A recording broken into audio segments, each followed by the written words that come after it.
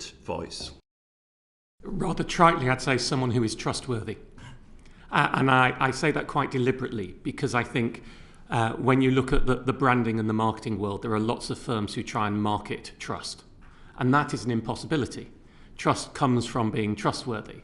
I sat a number of years ago when David Cameron was Prime Minister in an energy summit years ago, and there was a problem with people not trusting energy firms at the time, and one of the chief executives said in the meeting, and I was sat right at the very end of the table, all the chief execs were in the minute, and I managed to get in at the end of the table. One of the chief execs said in that meeting, Prime Minister, we have a problem with people trusting us, and we really need your help to get people to trust us. And the Prime Minister looked and said, how do we do that? And I put my hand up. And some of this is semi-apocryphal because it's 7 years ago, but it's the right aims. And I put my hand up and I said, I just would like to say on the record that I will do everything I can to make sure that nobody trusts you because you are not trustworthy. In the last data we had, it was something like 60%, I knew the stat at the time, 60% of the information given by your call centres to people is incorrect and it's misleading. You are not trustworthy, you should not be trusted. Until you are trustworthy, we should not help you be trusted. And so my original answer to you is how do you be trusted? It's by being trustworthy. And there's nothing more than that. How do members of the public form a judgment on who is trustworthy? Because after all, people who are verbally dexterous, or companies which are slick, or politicians who are well funded and can advertise, they can all promote a version of themselves that is false, even though they're not trustworthy. How does the ordinary member of the public see through all that fog and determine who to listen to? Well, I mean, it's difficult for me to answer that. I can just tell you what I do, and that, there will be some people who don't trust me out there. Some of it is instinct. It is pure instinct. It is seeing the whites of the eyes. Some of it is noting the consistency in the way that people behave and what they say, and consistency is very important. Transparency, openness, and honesty is important too. And I think an attempt to be unbiased. I say an attempt because we all have biases. It is impossible not to be biased. I mean, interestingly, I always declare myself as a biased journalist. Openly and overtly a biased journalist. I am pro-consumer biased. I do not balance the business point of view in the work that I do. I do not balance the general economic point of view in the work that I do. I have a declared and open and overt bias. And I think having the overt bias actually helps with the level of trust. So I'm not trying to jiggle around different competing interests. I come from one perspective. And in the work that I do, when I do consumer campaigning, that consumer campaigning is only ever in what is in my view, which may well be flawed, my view, what is in the best interest of the consumer. Money Saving Expert is part of a group, the Money Supermarket PLC. It has a public affairs team, which I have no involvement in, and that would do any of the rent-seeking public affairs communication that was needed. That has a complete separation from anything I do, which is only in the consumer interest. So I would say, I do think it is instinctive. If you forgive me, the problem with politicians isn't necessarily the individuals, it is the system. I mean, first of all, the biggest things that lack trust, collective cabinet responsibility and the whip are instinctively against every form of trust. You will vote for something that you do not believe in. We know you do not believe in it. We can see it. Members of cabinet will be supporting arguments that we know they do not believe in because of the doctrine of collective cabinet responsibility, because of the system, and they will come out on television and argue it. And then when they are freed from the shackle, perhaps because they have a change of minister or prime minister, they will change their viewpoint. Inconsistency is incredibly disruptive to political trust.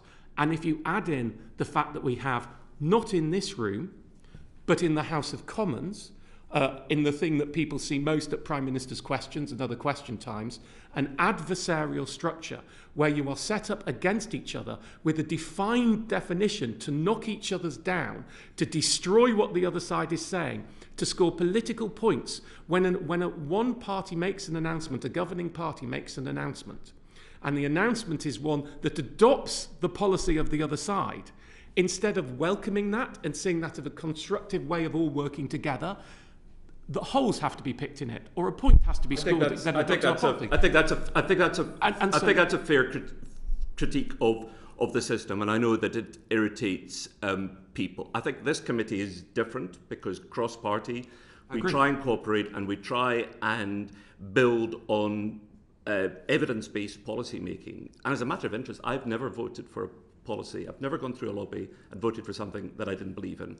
I just wouldn't do it. I just wouldn't do it. It does happen, doesn't it? Of course it happens. I'm just saying on a personal basis, I don't know how other members feel. I would not do that. Do you think a lot of this starts at school? Should kids at school be taught about trusted sources and how to identify them? I mean, for example, that you would believe Channel 4 News or the BBC before you would, BBC Panorama, say, before you'd believe the Daily Express, for instance. Should you learn to distinguish what is trustworthy and what is not at an early stage? I think there's a separation between reliable factual sources and opinion sources. And I think I would probably differentiate that to start with. So I know that my daughter at school, they were taught about trusted internet sources and were told if it ends .gov.uk, then that is a trusted source. And I would wholeheartedly say that. It may not be a good source, but it's certainly a trusted source. Gov.uk has many holes. The information provision is relatively difficult to understand. It is locked down by a rigidity of having to be absolutely correct. It doesn't link to other alternative sources that might be easier to understand. But it is certainly trusted. The facts that you get on there will be the facts as presented by the government. It is not without error. As you know, when we had the 1.25% rise in national insurance, which wasn't correct. It was a 1.25% rise in national insurance, and it took me quite a campaign to get the government to change that because gov.uk was factually wrong on that one.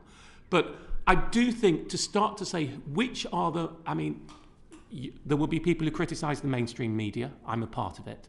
But the mainstream media for factual information is a good place to start, and I wholeheartedly support it. Can I ask Once we get into opinion, it gets a little trickier. Can I ask you one final related question? I know that you've been very active on the online safety bill. A part of that, of course, is being able to identify misinformation and disinformation.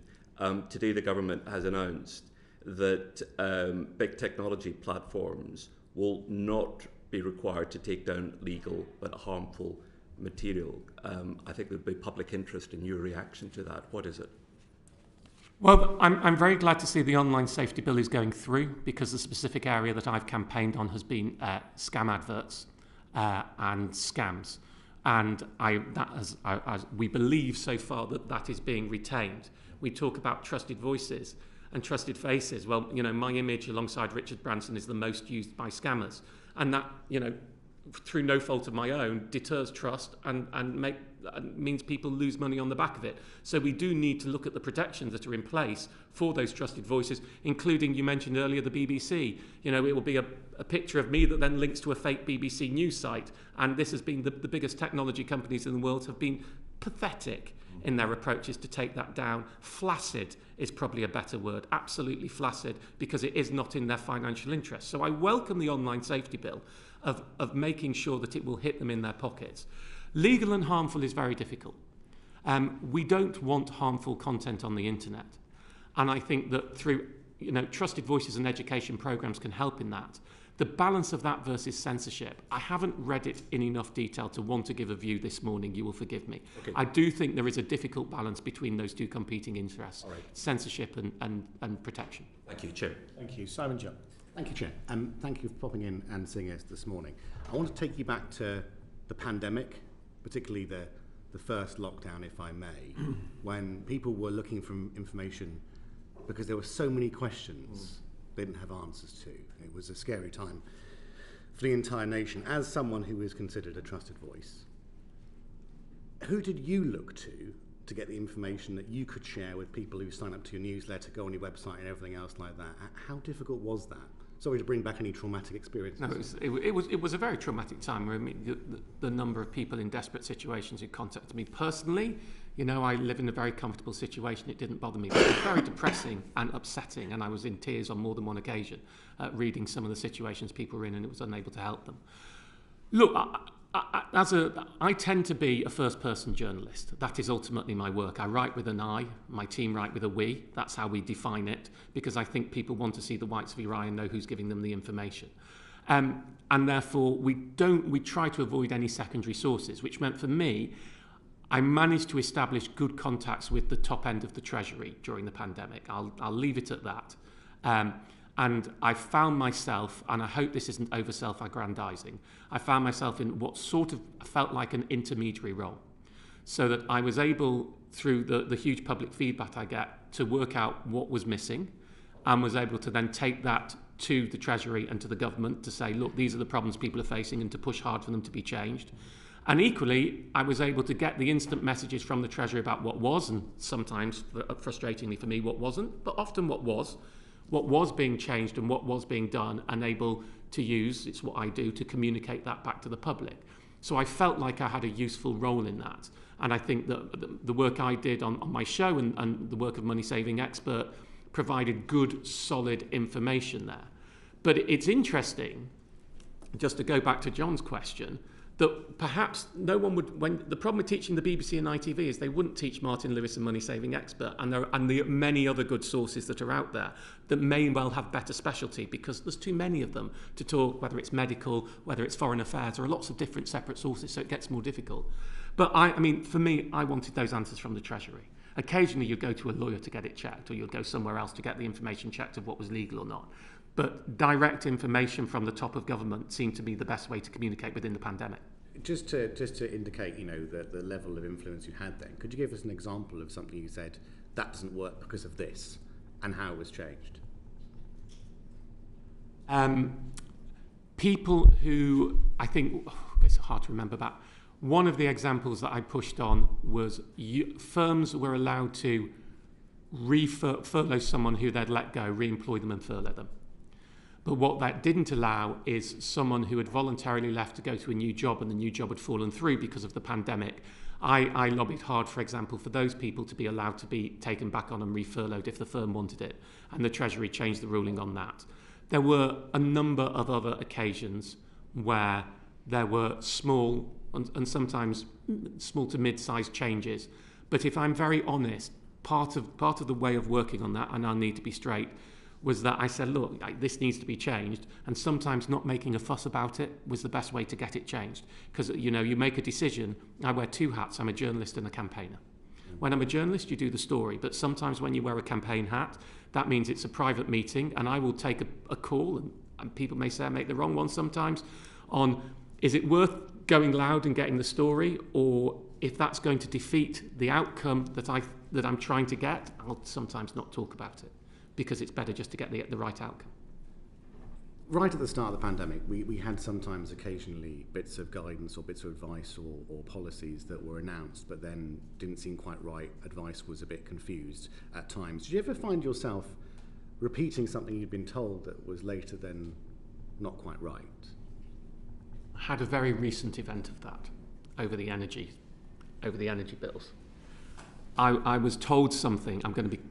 I was told something over the energy price guarantee in a briefing, and with somebody very, very senior. And the information I was given, I wrote down, as I'm a journalist, and then I said, I just want to check this is correct, and I read out what I'd written down, and I was told, yes, that is correct.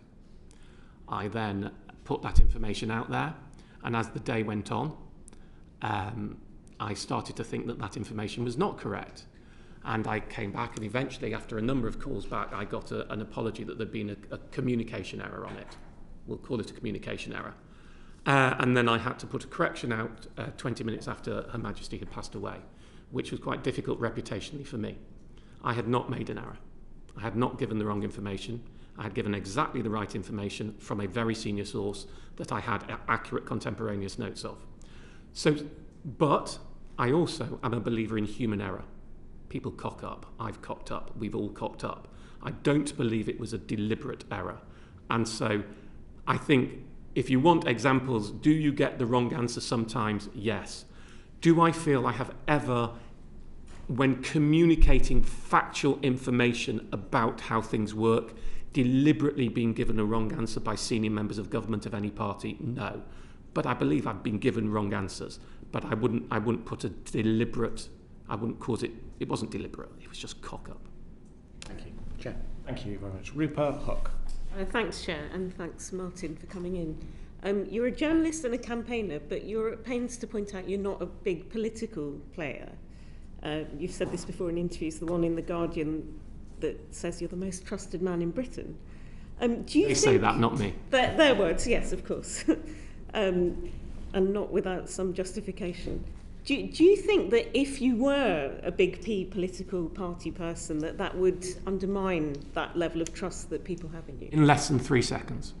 Yes, instantly. Sure. And without any question of doubt.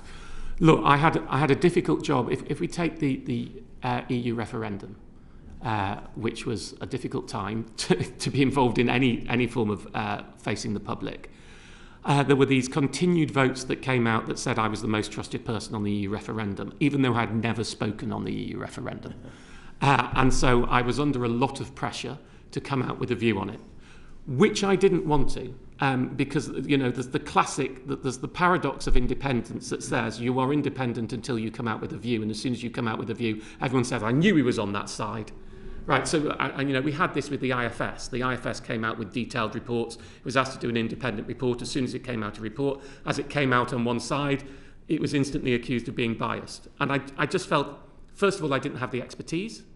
And secondly, I didn't really want to get involved because I didn't think it would make a difference. And there are many people who since, on the Remain side, have said, if you'd come out, you would have swung it. I don't believe so. If I had come out and told people to vote to Remain, for example, I think people would have said he's a Remainer. What I actually had, which was even more difficult, was I was asked on a programme by Tom Bradbury, and it was good journalism, and I'm a journalist and an interviewer myself. Right at the very end of an interview on something else, he came out and said, on the balance of probabilities, do you believe people would be better or worse off if we left the European Union? And it was a very straight question and rather a difficult one to avoid. And I felt that as a journalist, I had to give a straight answer. And my answer was, on the balance of probabilities, which let's be, and I said all this in there to be careful, which let's be straight means more than a 50% chance I think people will be worse off if we leave the European Union. But that does not mean I am right.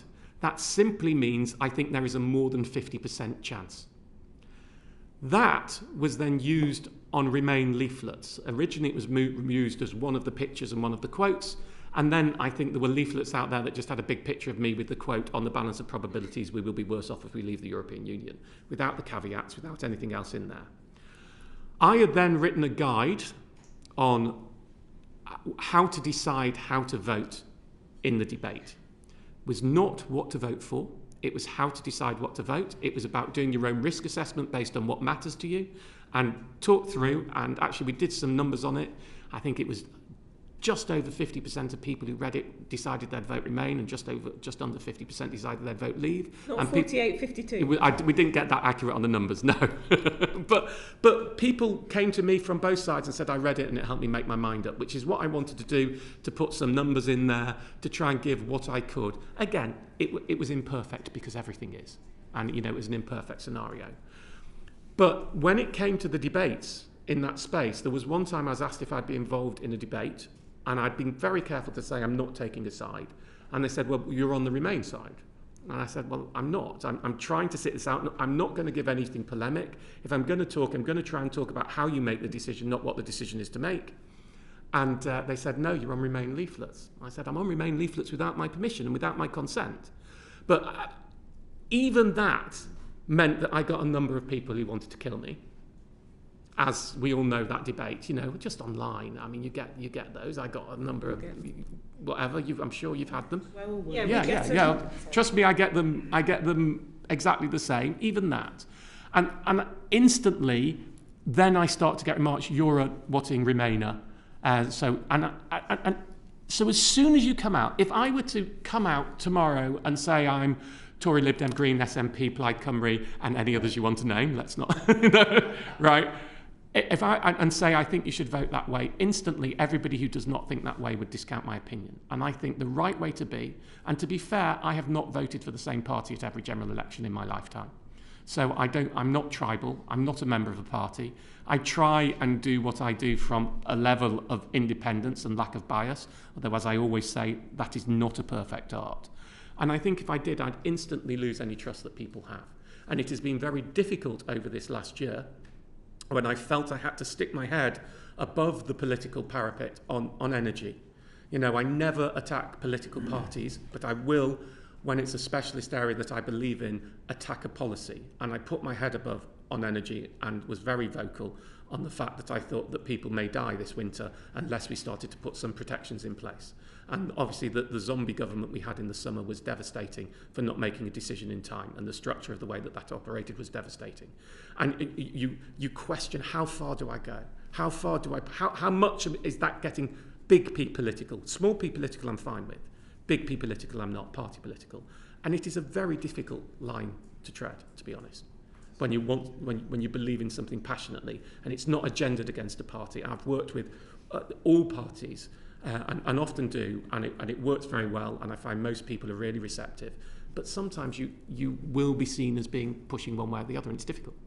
You think there has been a shift in perceptions of trusted voices between Brexit, which was a gut feeling, we've had enough of experts, to COVID, where there was a podium with scientists? The politician was always flanked by the chief medical officer and chief nurse, whoever. I'm afraid I have a more depressing viewpoint than that. I think our nation is polarised in a way I haven't felt it before. I think Brexit started that, and I think the pandemic started it more. I may be influenced by being highly engaged in social media, which is where you see, and you sometimes have to remind yourself, I do Twitter polls, and the poll will be 80% in one direction, but all the comments will be from the 20% who are vociferous and angry. And I do think the level of anger, that we are a divided country financially. £190 billion of savings was built up during the pandemic, extra savings, and yet we're in the midst of a cost of living crisis that sees other people in absolutely desperate stakes. And you see people at the moment saying things like, how can there be a cost of living crisis when everybody's shopping and they're going to signing up to their streaming services? We're a polemic nation. The impact on people is different. We're a polemic nation because of Brexit. We're a polemic nation financially. We're actually even polemic over our views of the pandemic, of how strict the lockdown was and whether vaccines are a good or bad thing, right? And I do think the level of division and anger in society at the moment, for me, feels far, far stronger than it was a decade ago. And I don't think that that's a good thing. And I don't think, trusted, there is no one who is universally trusted. Nobody is universally trusted. And for everyone who is trusted by a lot of people, that means the ones who don't trust them will be more vociferous about why they're not trusted. And I know that for a fact. Do you consider yourself as kind of anti-establishment, as a disruptor? Or could you be tempted like, I don't know, Floella Benjamin, Sebastian Coe, John Nicholson, to some extent, who I first remember as a youth TV presenter in the 80s? 1880s? Probably. Are you sort of part of the system, or are you anti-establishment, and does that give you cred? I think when I started, I was perhaps more anti-establishment than I am now, and that's probably a symptom of age and being mainstreamed. The original sobriquet of money-saving expert was a company's job is to screw you, our job is to screw them back. Right, and it was deliberate, and it was aggressive, and it was tonal. And actually, some of the change has been my view of change, partly because of the work with mental health, when I realised some people simply are not capable of acting for themselves. Which is, now the subname is cutting your bills and fighting your corner, which is slightly different because we do more financial justice campaigns. But I think also, it's very difficult to say you're anti-establishment when clearly I'm sitting here giving evidence to you about, in the Guardian's term, being the most trusted person in the country. That's not an anti-establishment position.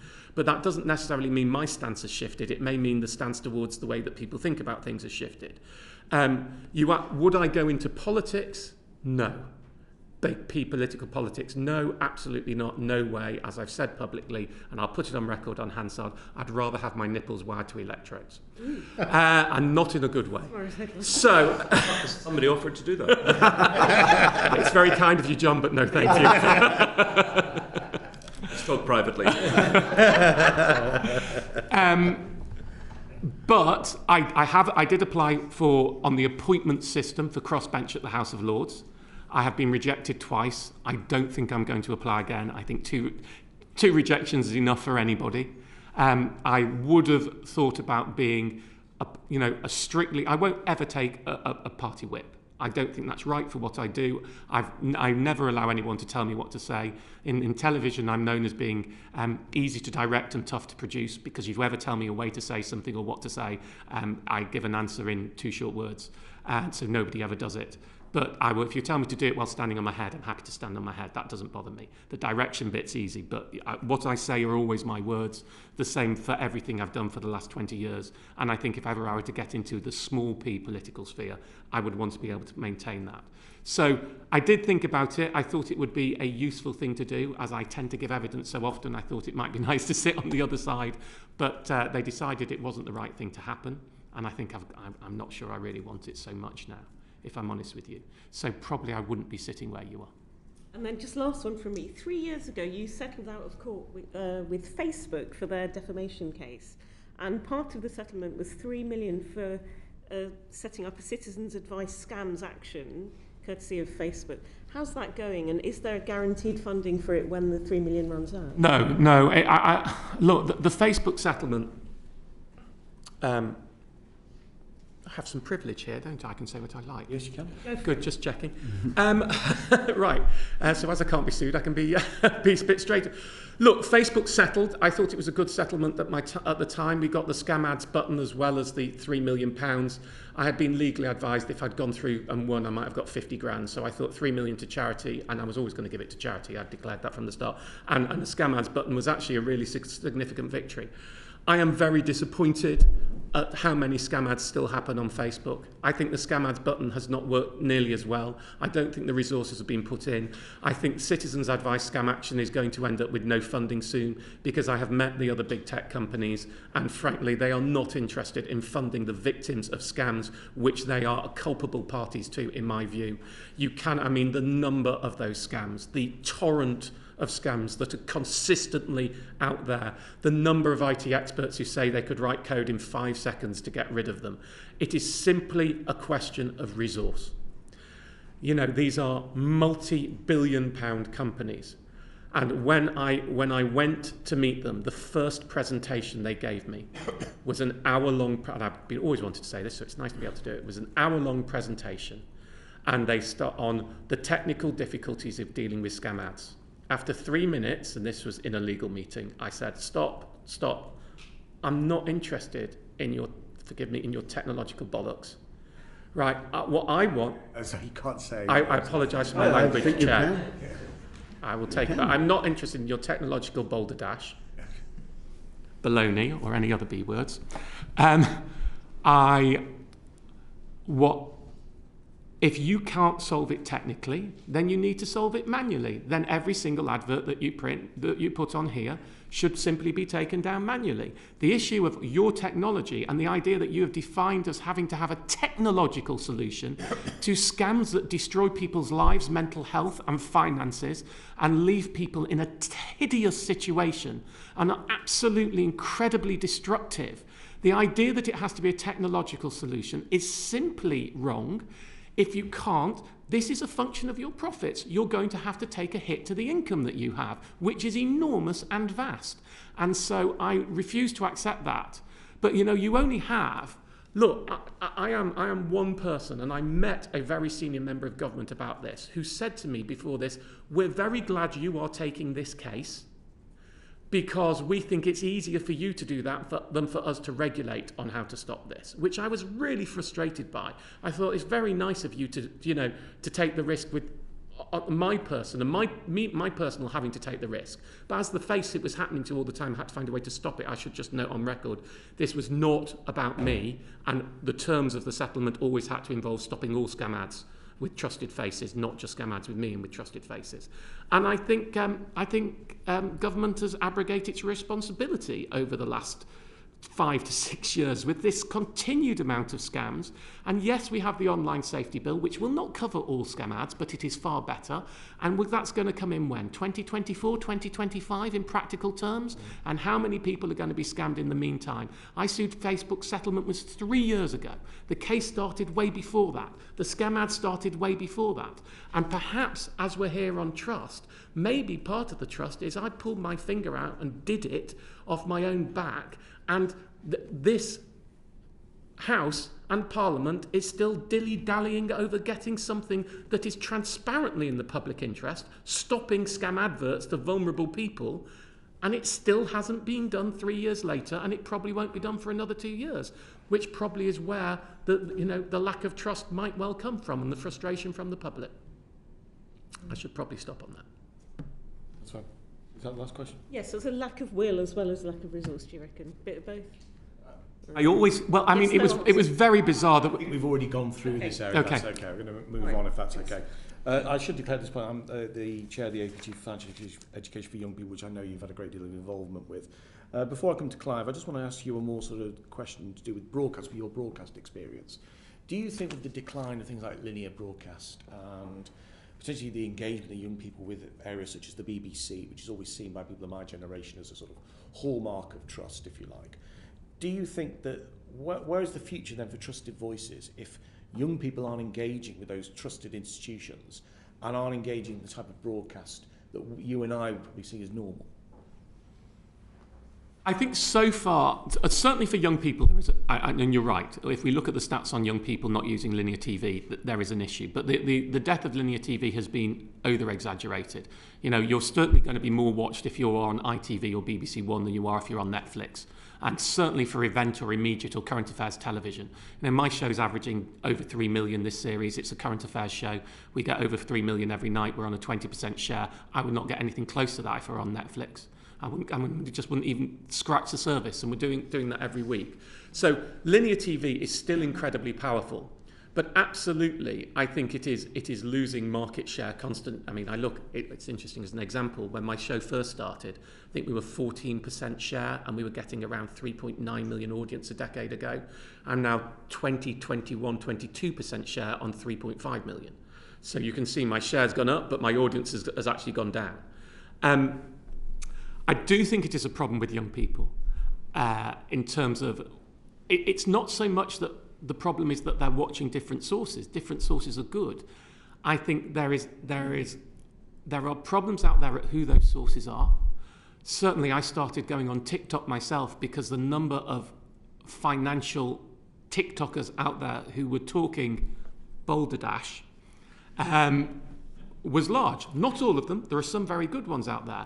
But there are certainly within the cryptocurrency sphere and the scam sphere, the difference between a scammer and someone legitimate and someone who actually knew what they were talking about, there's quite a large division going on out there. And that is the problem. I think we need to be careful that we've all got greyed hair, or some of us probably dye it, me included, of talking to young people about what formats they should be watching in.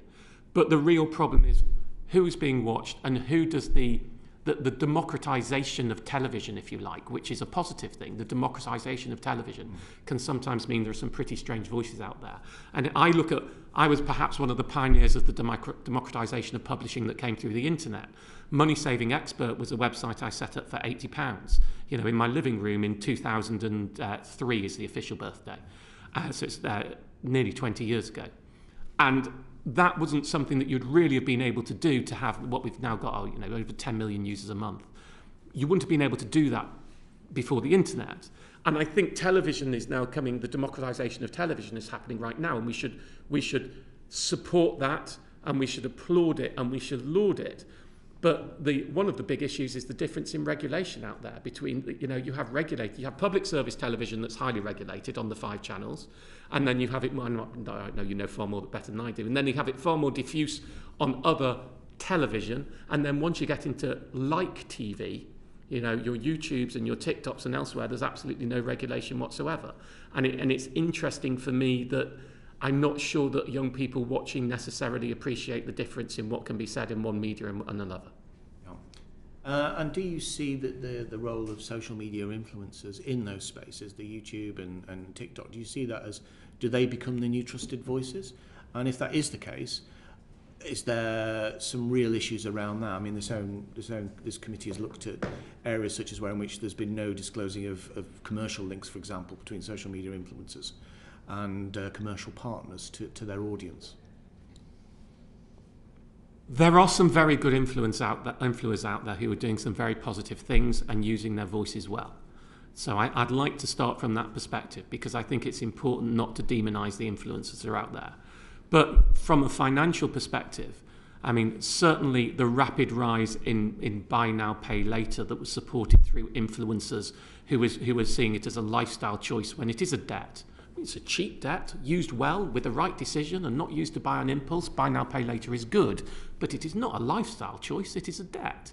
And I think part of the issue here, and I'm probably going to sound like a patronising old man, but part of the issue here is when you have young people who are very young and who are new to independent living and new to independent finances and get fame very quickly, they haven't necessarily got the framework set in place to be able to differentiate between what is appropriate to do and what isn't. Some are brilliant. So, look at the Marcus Rashfords of this world who are doing wonderful campaigning, and who's a footballer, and I'm a huge admirer. But there are others out there who can't believe their luck. And when someone comes off them money to promote a product, they promote the product without necessarily. And to be fair, actually, over the years, I've seen many people who are on television do exactly the same thing and promote products that you really question whether they should have put their trusted brands and reputation towards those products without having done diligent checks through. There are a lot of products I could name that trusted faces have advertised where I've raised an eyebrow and done articles questioning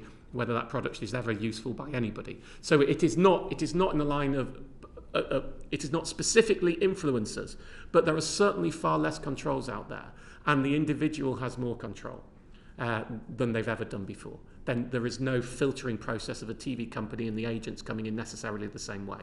But I don't know, because I'm not in the influencer market. Often, though, with those who do sort of take this, the shilling of companies which tend to have, let's say, the funeral plans or the IVAs, effectively, individual voluntary arrangements, which have a questionable marketing about them. That's often right at the back end of the career, isn't it, really? Yeah. Basically, it's a sort of last payday for these individuals trading on their names. Whereas with social media influencers and those in the space of YouTube, etc., they're right at the start of their careers, effectively. So there's a bit of a sort of difference there in terms of that sort of dichotomy, because there's always a pathway that you would see with people with established trusted voices on standard media. And I can't see that pathway when it comes to other media. I think you're absolutely right. And I think that is what causes the difficulty. Again, I don't want to demonise influencers. I think they can do a wonderful job, but I think there aren't, there are no controls. I used to have, when I had a show on Channel 5, it was my own production company that I had a partner with somebody else that produced my own show. And it was through the difficult time of the financial crash. And I decided after that I never wanted to do it again, because I felt that even in that limitation, even though I had a partner, to be producing my own show and to have the executive producer who was my business partner, he's actually a series producer who's my business partner, I felt that there was no one who would raise a voice. Right now, I now work through the production company I do my TV show with is Multi-Story, which is owned by ITV. There's a series producer and executive producer who are part of ITV. They will sometimes say, "Oh, should we be doing that?" And I'll of course go, "Of course we should be doing that." And I wouldn't have put it in otherwise. But we have a good, constructive debate, and there is someone to raise a voice and to raise a question. And actually, when someone raises a question, you then have to debate yourself. I have to say, is this the right thing to do? Why are you raising that question? It makes you think, it makes you stop, it gives you pause, which is good whether it's impulse buying or it's good whether it's impulse television. And I'm not sure that framework is necessarily as rigidly in place in the influencer market, just to have another voice. It doesn't matter who the other voice is, raising questions about whether you should do it or not. So I think there are some difficulties there. Yeah. Clive Efford. Thank you, Chair. Just on that point you made about democratisation, through the broader accessibility of information and news online. What examples of democratisation of trusted sources would you say that there are? Gosh. Well, look, I have the opportunity now, because it's easy to talk from a personal basis, to, if something has happened very quickly, to get a video out there, to put it on TikTok and Instagram and Facebook and Twitter, and to get a video out there that explains something without being stuck to the rigidity of whether a program editor at ITV or BBC has decided that this is in the agenda because it's not special, it's a bit too specialist for them, or they don't have the 9 minutes that I need to explain it to give me a slot and I can get it out there. And I see others out there, whether it's the Jamie Olivers of this world on food, or other people out there who are able to put out similar messages. I mean, the issue isn't. The issue now is we all have the ability to get our messages out, and there are lots of people with audience. It is how people navigate their way through who is the legitimate audience and who isn't. And so people ask me to campaign on everything under the sun, as you would imagine, completely outside of my area.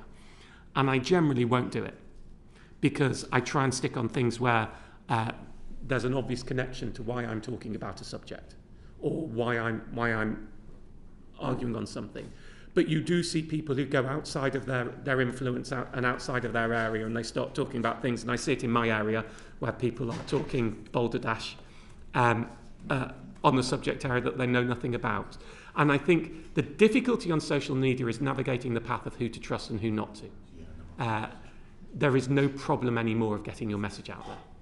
Okay, and you talked about your children being advised that gov.uk is a trusted source of information.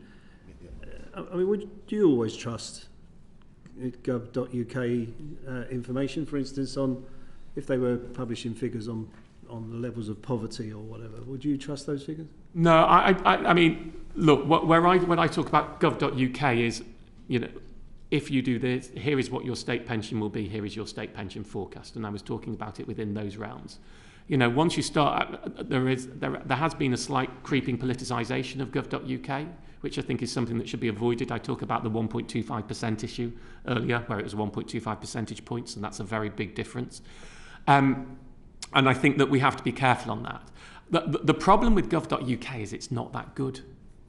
It's really not very user-friendly. It's not designed in a very nice way. I would, if any of my developers came in and showed me a tool that was built like gov.uk, the meeting wouldn't last more than a minute because I was like, I'm sorry, that isn't good enough. Can you go back and do it again, please? And gov.uk, when I have tried to work with the government on issues like this in the past, it's all, I shall give you a very simple example of the problem with government type of information in my area. Who's eligible for universal credit? So I came up with a rule of thumb years ago on who's eligible for universal credit, and I wanted to work with the government with it. And I just got told by, there's people, we can't do that, we can't talk about it. My rule of thumb is, if you have family income of under £40,000, then you should absolutely check on a benefits calculator whether you are entitled to universal credit. I am not saying you are entitled to universal credit, but with that income, it is absolutely worth the 10-minute check. Now, when I remember years ago talking to people in gov.uk and others about this, and they said, well, no, because in some circumstances it can go up to 51,000, and not everybody under 40,000 is going to get it. So we can't do anything like that, and we can't link to your information because you're saying that, and it is.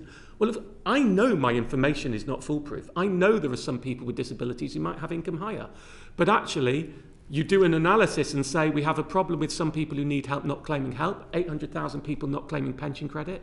I use a figure of £200 for a single person, £300 for a couple a week. If your income's less than that, claim it.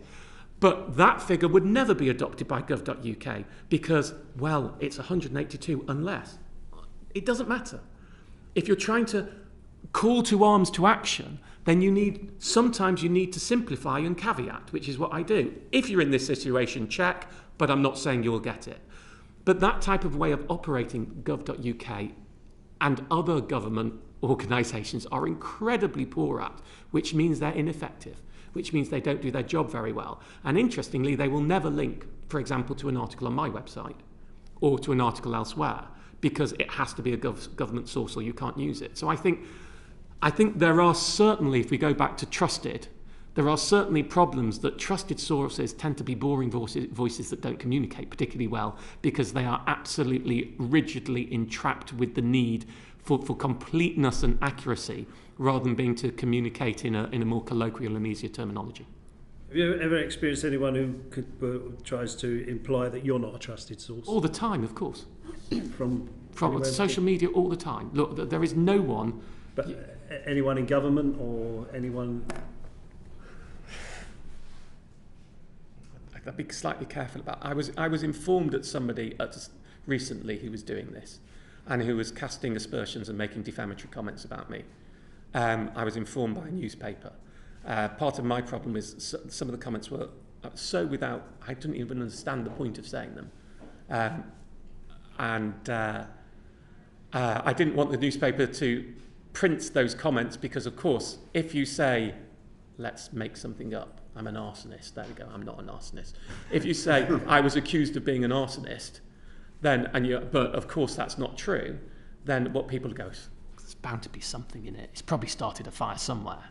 So in the end, the story wasn't printed because the news agenda moved on. But yes, I have had people in senior levels, members of government, cast aspersions over the level that I can be trusted. What do you think the motive for that would be? Well, the motive on this one was pretty clear because they thought that what I was saying was not in the interests of the person they were promoting for a leadership campaign. I'll leave it there. Your comment on Brexit in 2016, which you just referred to, have you reassessed your balance of probability assessment? I wish it was in America because I'd plead the fifth. I think the public voted for Brexit, and we have to accept that the public voted for Brexit. And my assessment does not mean necessarily people were wrong to vote for Brexit. I had many people who said that they were voting for Brexit not because in an awareness that they may make the country financially worse off. So I think I have to be careful not to look at my narrow area and say that in my narrow area, clearly I think there are some supply side issues that are happening in the country at the moment that are on the back of that we've left the European Union. But I think it would be unfair to say that people who voted for Brexit, some of them weren't aware that that could happen, and others didn't think that in the long term the economy would be better. And I think it's better for what I do, and the reason that we're sitting in here to say people need to make their own mind up on where we are now. Now we are post-factual. Yeah, we're after the event, and I'm going to steer clear of it if you forgive me. All right, okay. I was going to push you further, but I can see I'm not going to get anywhere, so I'll move on. So, we've received evidence that people trust major news outlets like the BBC, broadsheet newspapers, things like that. But do you think during COVID, for instance, for example, when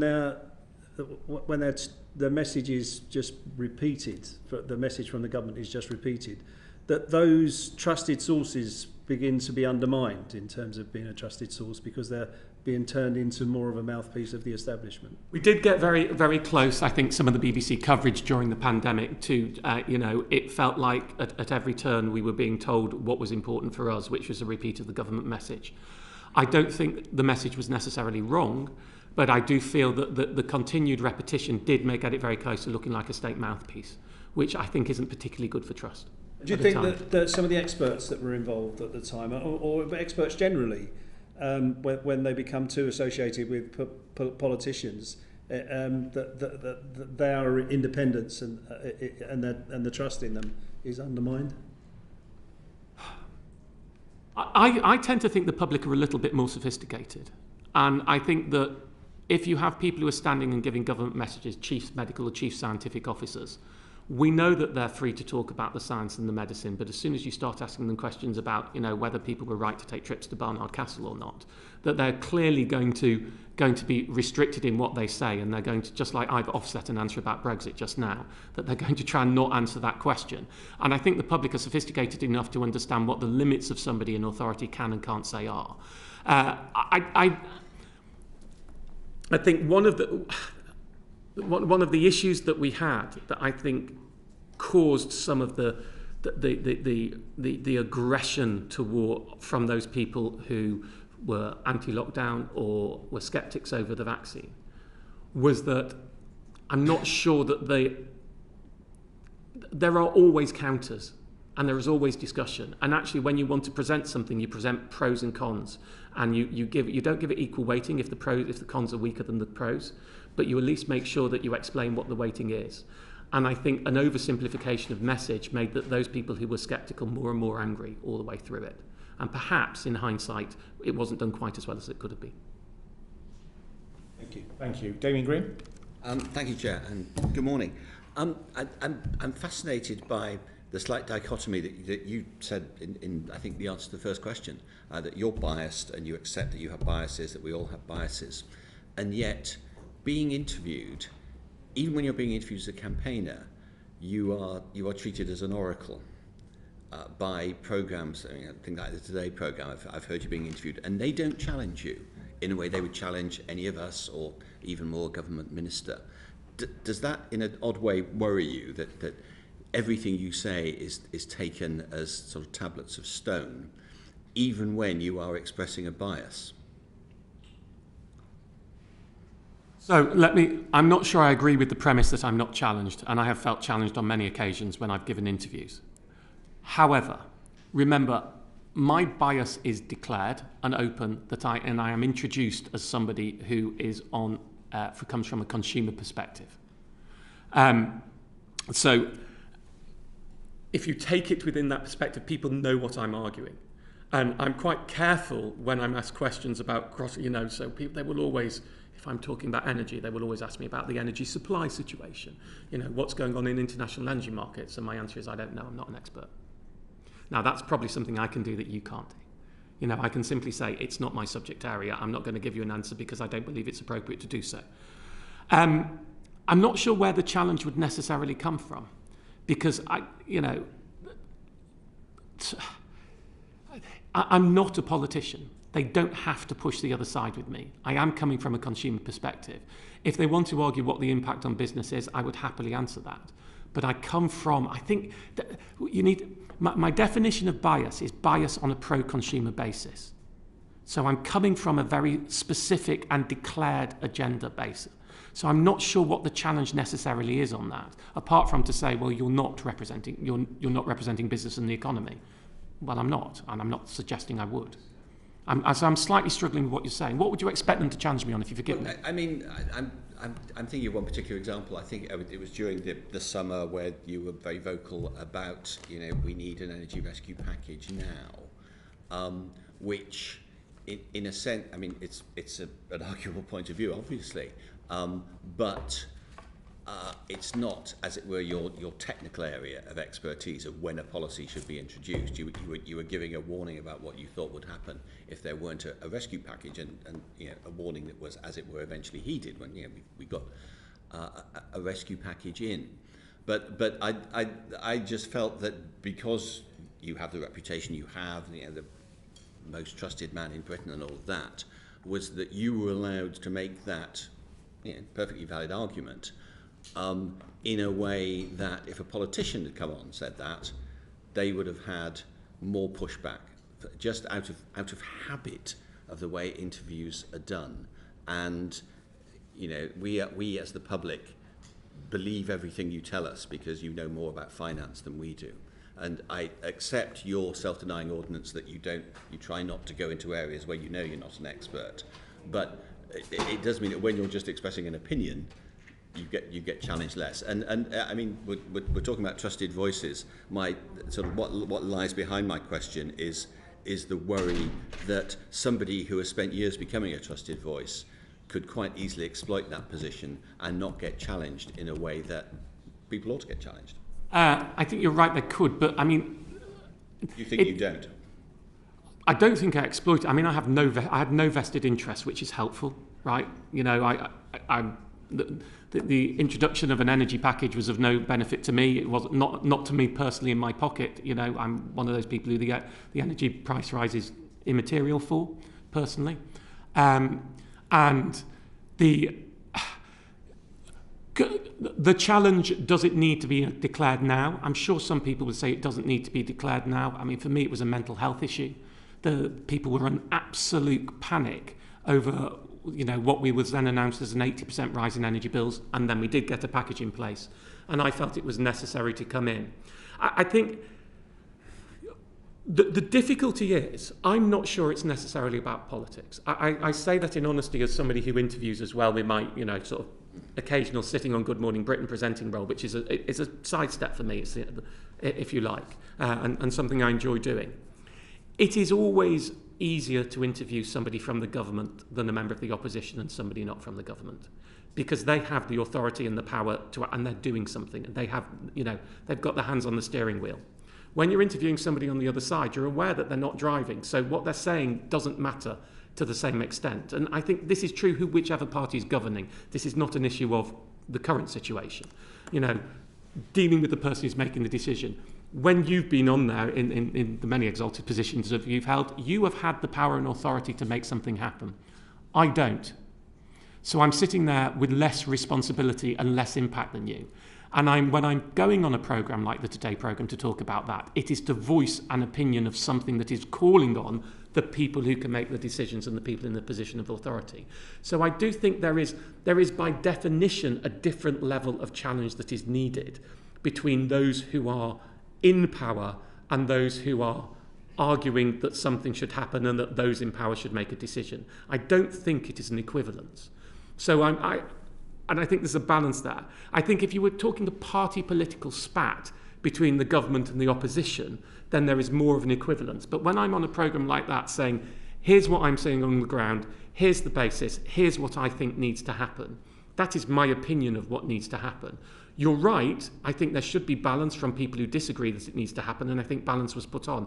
Whether that balance should be put in by the interviewer or not, or that balance should be put in the totality of the programme, I think is a more subtle nuance. Yeah, and that's a problem for the BBC rather than for you or whichever broadcaster. I'd also probably say, I'm not sure, not everyone thinks I'm the oracle.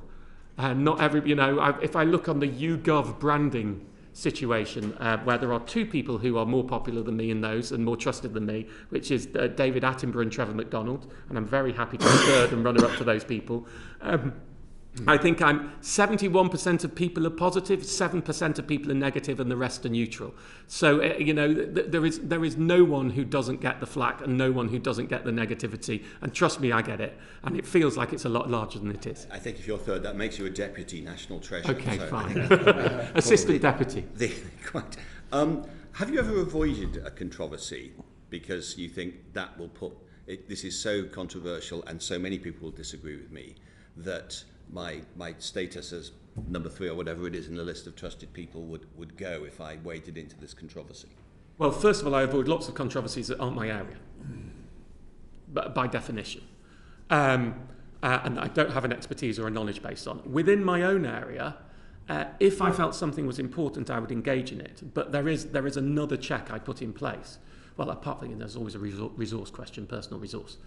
Do I have the time and the energy to be able to do that? Does it compete with other things that I'm doing?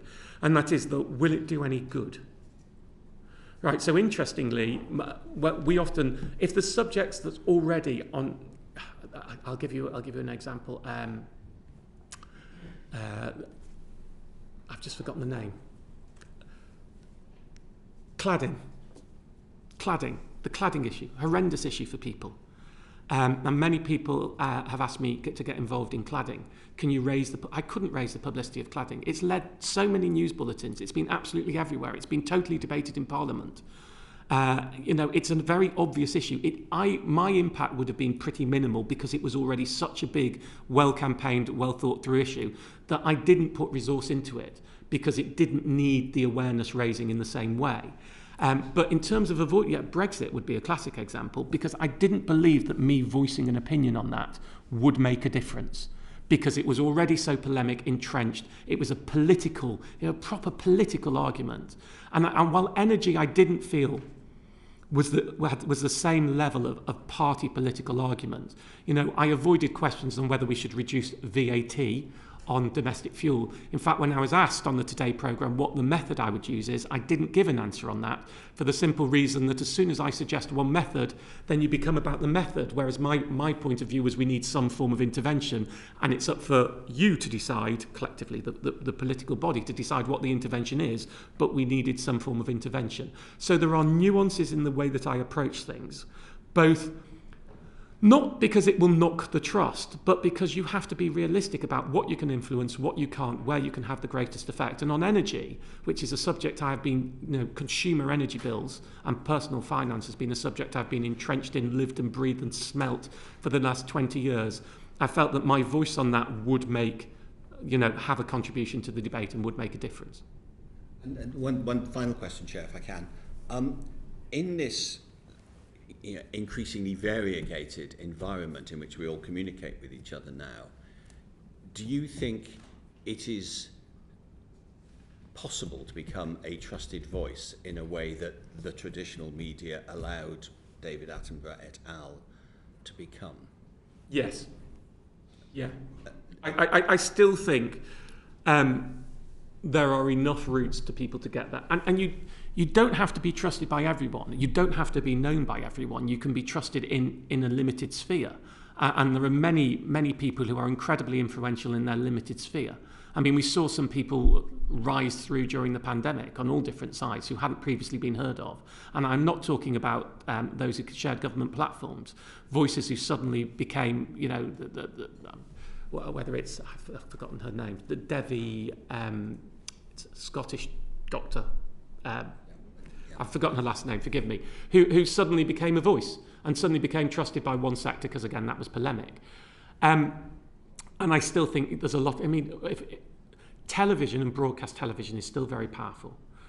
You shouldn't negate, while the big programmes may get 9 million viewers, not 20 million viewers, 9 million is a lot of people, and watching on a different night, lots of people will see them. And then and what I do in my work is I have television and I have my own show and I appear on other shows. And I don't really write for newspapers anymore because of a lack of time. But, things that I do get picked up by newspapers. I have the website, I have my social media outlets. And a combination of all those different media can allow you to reach a lot of people and to get voices out there. And I don't think we're anywhere near the period where an individual can't break through and become trusted. And I think sitting here in 30, 40 years' time when it's none of us, there will be other figures in different zones who still who still can bring together much of the nation on their subject and their expertise. I don't think that's going to change. It's just the routes will be different. Thank you. Kevin Brennan. Thank you, Chair. I'm going to defend you, actually, for using the word the Chair objected to earlier on, because I think it was in 1977 that John Mortimer, QC, successfully defended the Sex Pistols when their album Nevermind. Many I'm not going to similarities. repeat the word because the Chair's race. And it was established in court that in this context the word means nonsense and isn't obscene. So I thought you were, from my viewpoint, I thought it was perfectly valid to use it. I was very interested in what you were saying about, we're trying to explore the boundaries of trust and where and when, that becomes problematical and this political issue. And Damien Green was asking you earlier on about when this summer you vociferously spoke out about the need for a rescue package on energy for families and households, that you did come under a lot of pressure. And I think you described to the committee, if I was right in what I was listening to earlier on, that turned into a sort of series of incorrect and untrue allegations being made about you personally.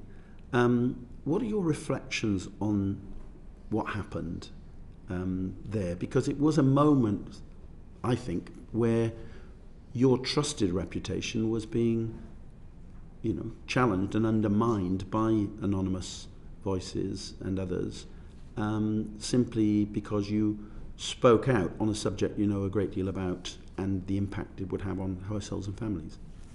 I never knew about what was being said until a long time after the event. I should note that. It was far more recently that someone told me that there was an individual briefing against me.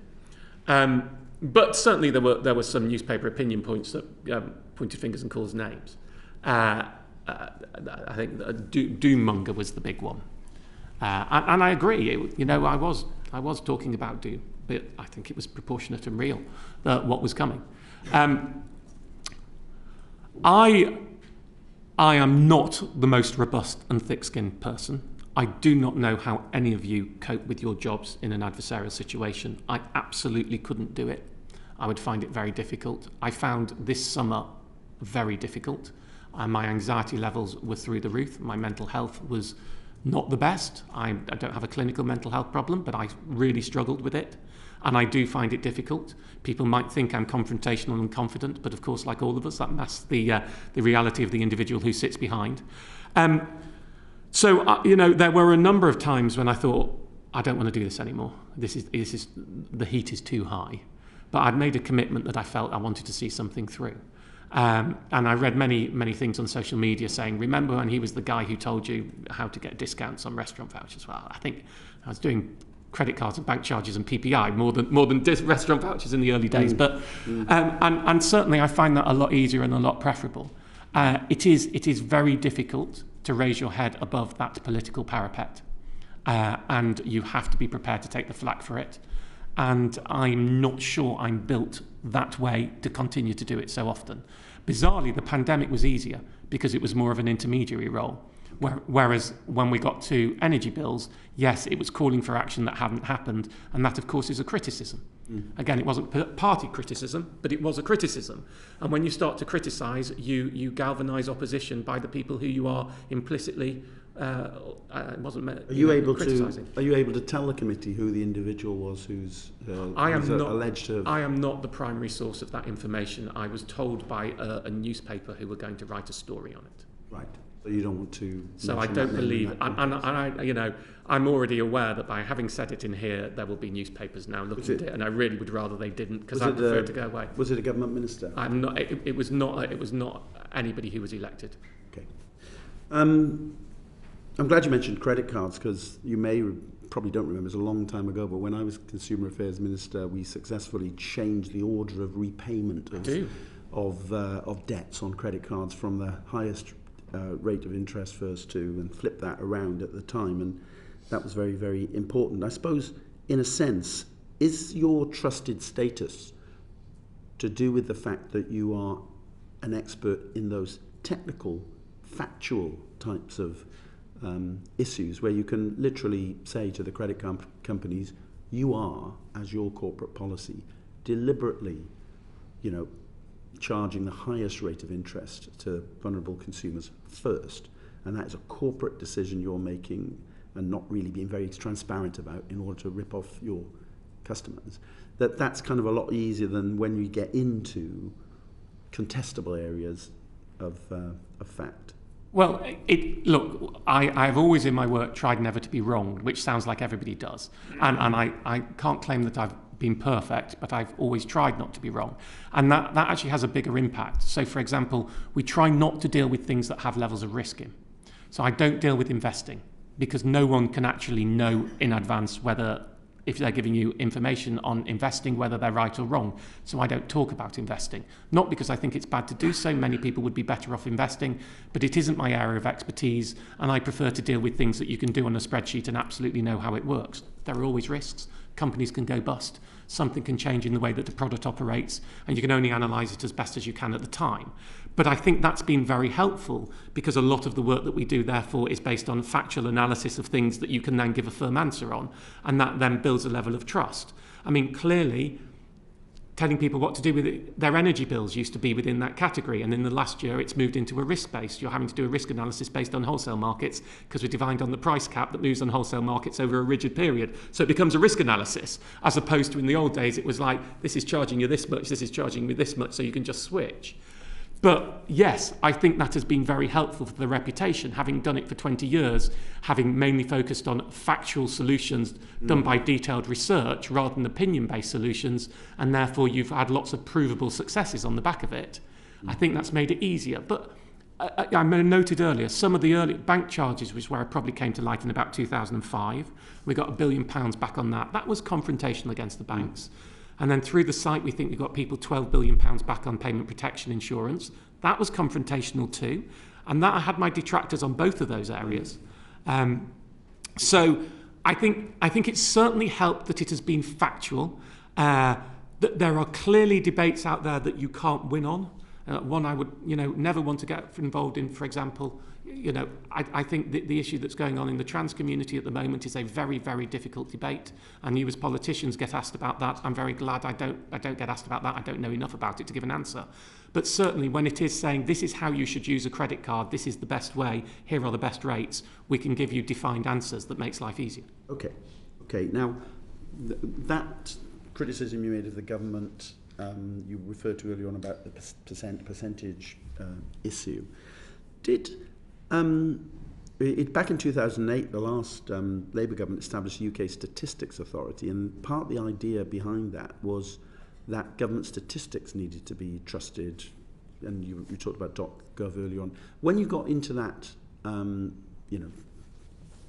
argument, dispute with the government about the way they were using those figures on the .gov site, did at any point you think that the UK Statistics Authority might be a useful body to invoke here, or has it sort of been forgotten about? I'm trying to remember, but I believe I had either drafted or sent a formal letter of complaint to the UK Statistics Society, but I can't remember when I got the response from the Treasury that it was going to be changed before or after I sent that letter. Because obviously the reason why it was set up was because there were concerns that ONS, official government, statistics, could be misused, if you like, in a way. And there was no fallback to a trusted voice and source, an independent source of information within government to make sure that government ministers were not misusing the government's own statistics in the way that you were suggesting was potentially being done earlier on. I'd just like to say, I don't know whether it was cock-up or conspiracy. Sure, and I wasn't suggesting it was either, I was just saying it was wrong. I would suggest, possibly without knowing for sure, that it was extremely likely to be the case of ministers wanting to present their policies in the most favourable light and using numbers in a way that is inappropriate in order to do that, because that's what politicians do, which is actually why, ironically, as politicians, we set up the UK Statistics Authority to stop us from doing it. But I suppose my question is, we're looking into trusted voices. Do you think the UK Statistics Authority should have a higher profile and should be invoked more often to hold government to account about the information that it's producing? I'm afraid I'm going to have to give you a cop-out answer because I never deal with the UK Statistics Agency. I just don't have enough information to give you a fundamental answer on that. The public often think there is conspiracy, where I tend to think there's more often cock-up. A classic example for me recently would be the portrayal as the energy price cap as an actual cap on the prices that people pay that was miscommunicated by senior politicians a number of times. My conversations within the mechanics of government was internal wincing every time that happened because it was bad for government policy. The concept that if people think there's an absolute cap means, one, some people would end up not turning things off and using more, and two, it would mean they wouldn't go for energy insulation, which is exactly what government policy really wanted to happen. So my view on that, for example, was just somebody not being very good at communicating an issue, as opposed to someone deliberately, mischievously trying to missell a policy. And I think perhaps, I try and be generous and capable. We are all capable of cock up and getting things wrong. I've made mistakes on air on live television myself. When you think you said a do and you've said a don't, it happens. And then people are very annoyed with you and you go, I'm sorry, it was a word slip. Yeah, you've done it as well. Yeah. So we do it. And we are all human beings. Where we have to be very careful of where it is deliberative and it is manipulative. And that's what we need to protect from. I have one final question. As a trusted voice, and not asking you to give a political opinion, but in your assessment, in your area of expertise, how has Brexit affected consumers? Can I give you that?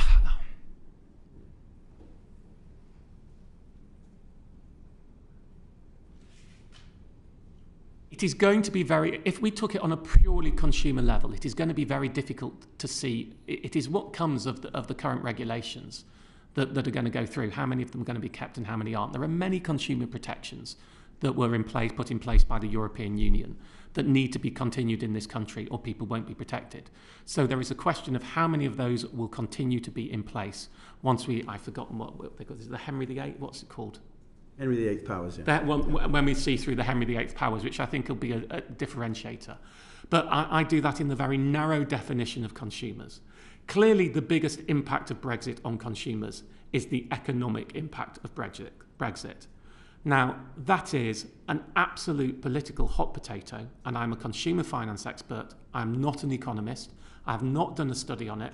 I have not spent time on it, and I'm not going to give an answer on it because I don't believe that. I think it would be detrimental to the authority of this committee if I made a nonsense answer based on no research. So you forgive me, I'm not going to give you an answer. Well, as you're not a politician, we would be expected to give an answer, obviously, and we'd be criticised for the nature of that answer, probably, but as you're not a politician, I'll leave it there. Okay, thank you very much, Kevin. That concludes our first session.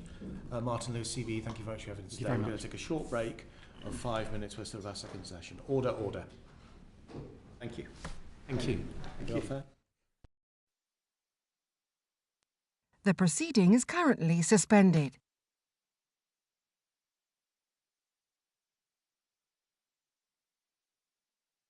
The proceeding is currently suspended.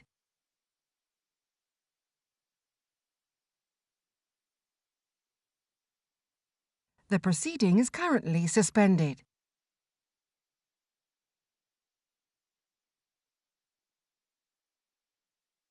The proceeding is currently suspended.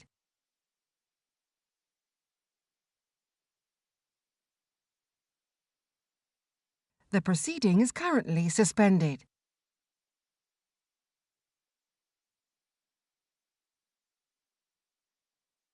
The proceeding is currently suspended.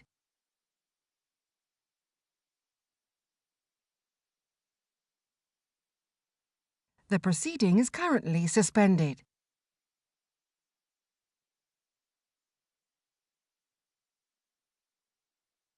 The proceeding is currently suspended.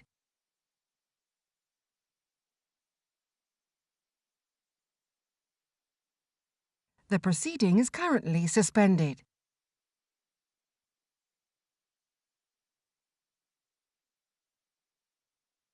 The proceeding is currently suspended.